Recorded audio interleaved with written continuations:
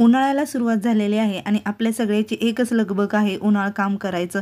काहीच सुचत नाही सुरुवात कशापासून करायची, उपवासाचे पापड करायचे की तांदळाचे करायचे. चला तर मग आज आपण 5 किलोच्या परफेक्ट अशा प्रमाणामध्ये बटाट्याचे चिप्स बघणार आहोत. नमस्कार, मी शीतल्स किचनमध्ये तुम्हा सगळ्यांचं खूप मनापासून स्वागत आहे. आजची आपली रेसिपी आहे बटाट्याचे चिप्स, तेही 5 किलोच्या परफेक्ट अशा प्रमाणामध्ये बनवणार आहे. तर व्हिडिओ शेवटपर्यंत नक्की बघा. बटाट्याचे चिप्स तळल्यानंतर एकदम शुभ्र असे झालेले आहेत आणि चवीला देखील एकदम छान असे लागतात. तुम्हाला जर माझी आजची रेसिपी आवडली तर नक्की शेअर करा. इथे मी एका मोठ्या घमेलामध्ये 5 किलो बटाटे घेतलेले आहेत. ही बटाटे अगोदर 1 ते 2 वेळा स्वच्छ पाण्याने धुवून घेतलेले आहेत. चला तर मग आपण बटाट्याची साल काढून घेऊयात.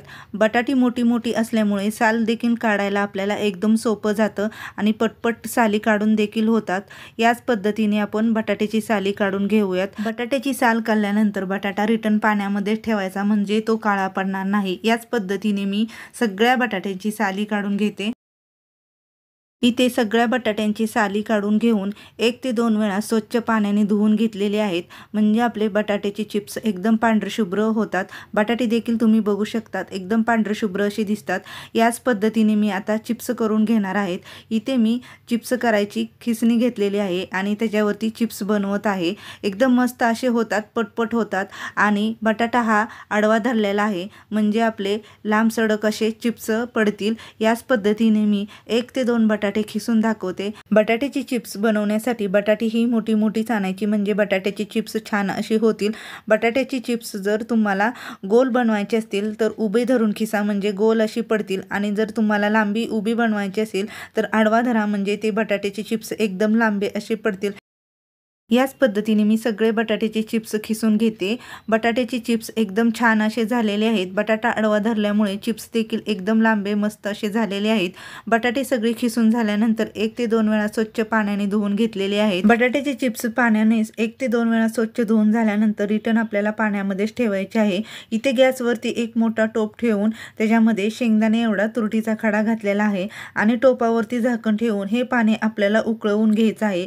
इथे पाणी उकळलेलं आहे आणि पाण्यातून चिप्स काढून आता आपण ह्या उकळत्या पाण्यामध्ये घालणार आहोत. याच पद्धतीने आपल्याला थोडे करून गरम पाण्यामध्ये सगळे चिप्स घालायचे आहेत. सगळे चिप्स घालून झाल्यानंतर थोडंसं आपल्याला एकसारखं असं हलवून घ्यायचं आहे आणि इथे गॅस आपल्याला फास्टच ठेवायचा आहे. एकसारखं हलवून झाल्यानंतर आपल्याला टोपावरती झाकण ठेवायचं आहे, म्हणजे वाफ पटकन येईल आणि पाणी लगेचच उकळेल. आपल्याला इथे एक उकळी आले की गॅस बंद करायचा आहे. इथे बघा लगेचच एक उकळी आलेले आहे.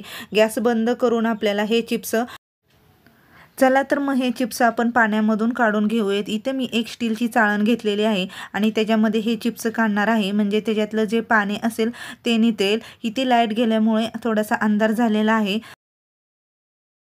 हे चिप्स पाणी नितळल्यानंतर एक करून आपण सुकत घालूया. याच पद्धतीने मी सगळे चिप्स एक करून सुकत घातलेले आहेत. तुम्ही बघू शकतात किती छान असे दिसतात आणि तळल्यानंतरही एकदम पांढरे शुभ्र असे दिसतात. 1 ते 2 दिवस कडकडीत उन्हात वाळवायचे आहेत हे चिप्स. इथे तुम्ही बघू शकता 1 ते 2 दिवस मी इथे कडकडीत उन्हामध्ये वाळवलेले आहेत आणि मस्त असं मोठं असं घमेलं भरून हे पांढरे शुभ्र असे चिप्स झालेले आहेत. तुम्हाला जर माझी आजची रेसिपी आवडली तर नक्की शेअर करा आणि शीतल्स किचनला लाईक करायला विसरू नका.